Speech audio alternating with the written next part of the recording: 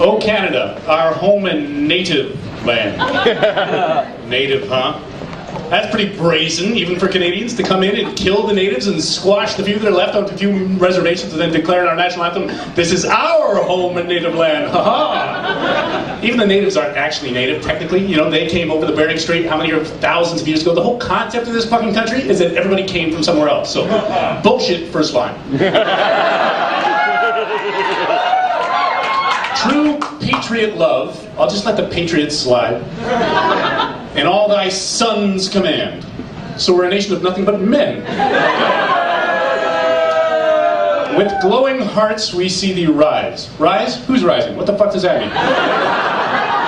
The true north, strong and free. Okay, that's a reference. I looked that one up. That's a reference to a poem by Alfred Lord Tennyson called The Idylls of the King. And you can look it up and you can read it for yourself and you can just make your own interpretation. But the standard interpretation as described by Wikipedia is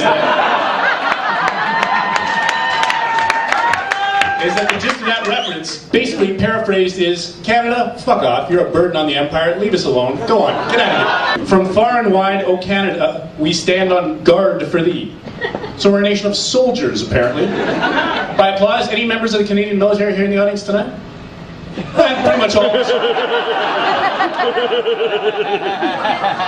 God to keep our land glorious and free. God, really? Which God? Shiva?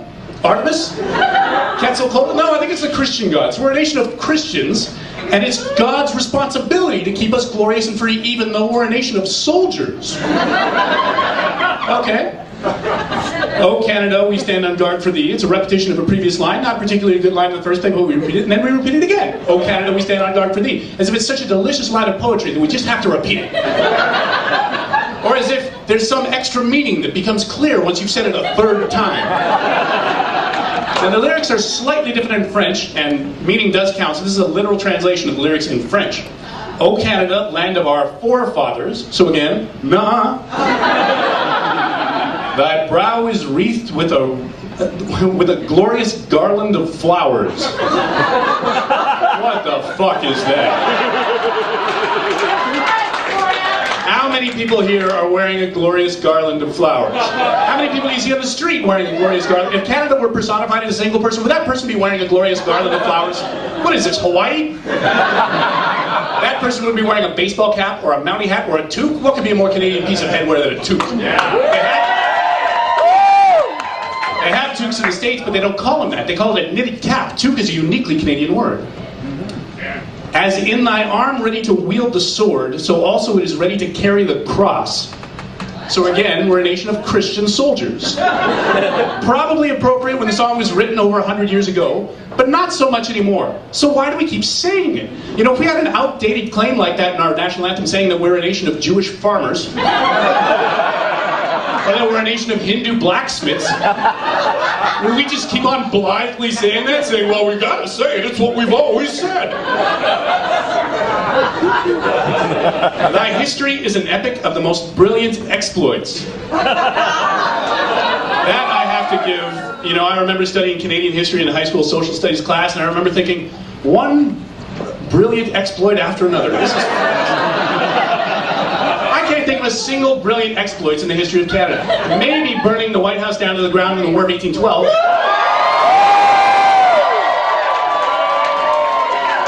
Before we let ourselves feel too good about that, let's just keep in mind Canada didn't exist in 1812. That wasn't Canada that did that, that was Britain. Our valor steeped in faith. So again, we're a nation of church people. We'll protect our homes and rights. We'll protect our homes and rights. So either the faith in God or the faith in the government will protect our homes and rights. And there's real submission to authority in that final line. Like saying, God or the government, you know best, you can make all the decisions. That's fine with us. Now I would be willing to forgive every single one of these gripes I have with the national anthem if these lyrics were set to a catchy, cool tune. But you know what? They're not. It's a mediocre melody. You know, at hockey games, people don't sing along. We stand and listen to it. We tolerate it. Or if a Canadian team is playing an American team in the playoffs and we've turned it into a Canada versus America thing, we cheer over top of it.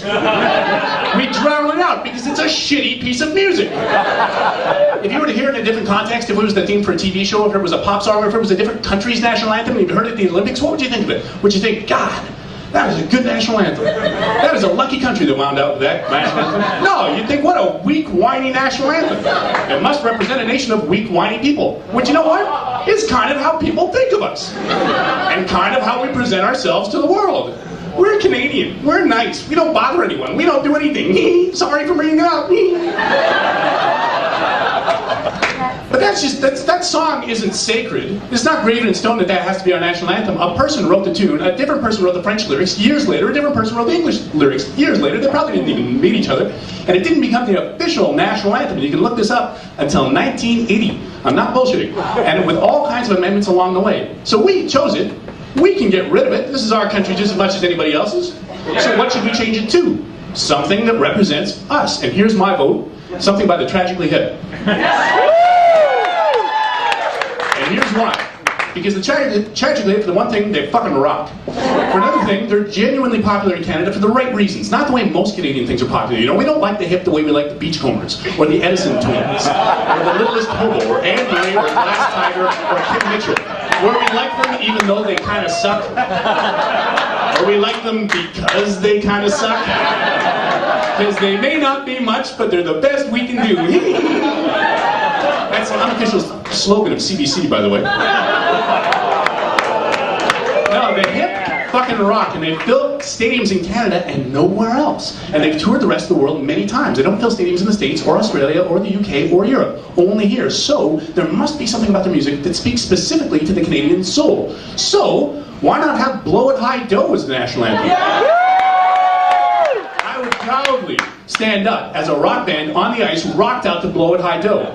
Now what do the lyrics to Blow It High Doe mean? Beats the shit out of me.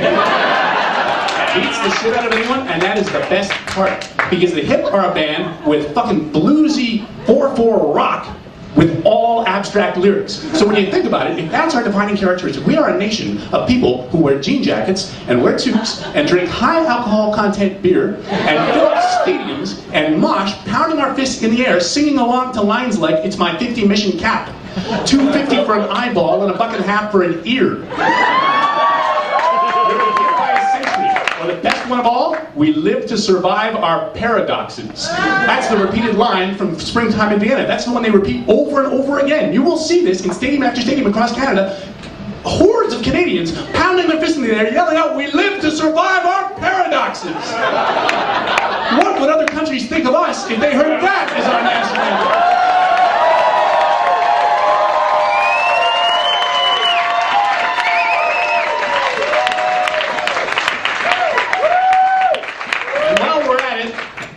Let's get a leaf of BC bud on the flag. I know way more people that smoke good BC weed than drink maple syrup. BC Bud wins one Amsterdam Weed World Championship after another. We grow the best marijuana on the fucking planet. And the Australians can outdrink us, and the Kiwis can outdrink us, and the Irish and the Scottish and the British can outdrink us, but we can outgrow and outsmoke any motherfucking